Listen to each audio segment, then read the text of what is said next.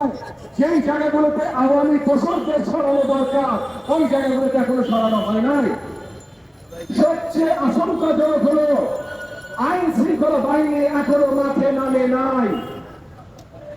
জায়গায় জায়গায় থানাগুলো ঠিকই থানায় লোক এসছে, কিন্তু থানা পুরোপুরি ভাবে কার্যকর হয়নি। পুলিশ বাহিনীর লক্ষাধিক কর্মকর্তা তারা এখনো সঠিকভাবে তাদের কর্মকাণ্ডে ফিরে আসেনি। ফিরে না আসার অনেকগুলো কারণ আছে। একটা বড় কারণ হলো পুলিশ বাহিনীর আমাদের ভাই বোনদের ভিতরে আস্থাহীনতা। জুলাই আগস্ট মাসে যেই ঘটনাগুলো ঘটে গেছে, তারপর তারাও জানে যে জনগণের আস্থা তাদের উপর থেকে সরে গেছে, এবং জনগণের আস্থা যদি তাদের উপর থেকে সরে যায় তাহলে তারা জনগণের রক্তচক্ষুর সামনে পড়তে চায় না। তাহলে অন্তর্বর্তীকালীন সরকার এবং আমাদের সবার দায়িত্ব আছে যে আমাদের পুলিশ বাহিনীদেরকে তাদের আত্মবিশ্বাস ফিরিয়ে নেওয়ার জায়গায় নিয়ে যাওয়া। এই যে তাদের আত্মবিশ্বাস ফিরিয়ে দেওয়া, এই জায়গায় এখন পর্যন্ত করে বড় পদক্ষেপ আমরা দেখতে পাচ্ছি না। এইটা করা অত্যন্ত প্রয়োজন। একই সাথে পুলিশ বাহিনীতে বড় বড় আওয়ামী দোষর যারা ছিল, যারা শেখ হাসিনার পৃষ্ঠপোষকতায় এই পুলিশ বাহিনীকে হেলমেট বাহিনীতে পরিণত করেছিল, পুলিশ বাহিনীকে আওয়ামী ফ্যাসিস্টের বাহিনী বা বাহাত হিসেবে তৈরি করেছিল।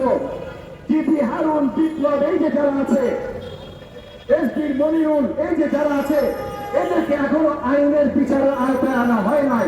আর এই শুধু 2-5 জন না, 500 থেকে 5000 আপনার অফিসারগণ ছিল যারা আওয়ামী ফ্যাসিস্টের বাহিনী পরিচালক হিসেবে দায়িত্বরত ছিল।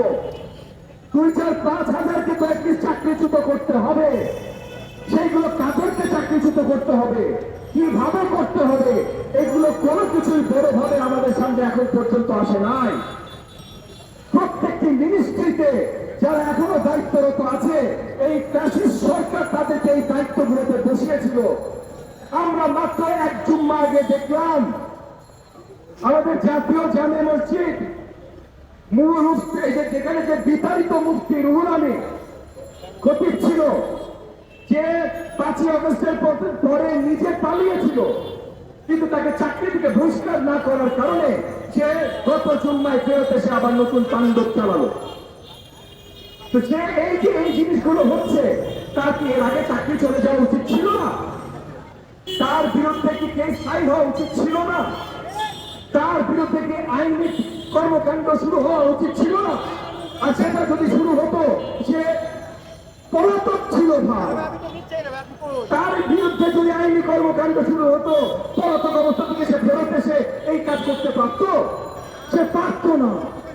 তাহলে এই যে সরকারি অবস্থানের স্থিতিশীলতা আসছে না, কারণ আমরা দেখছি আমাদের সরকার সেই জায়গার যে ভূমিকাগুলো তাদের রাখা দরকার সেগুলো তারা রাখতে পারছে না।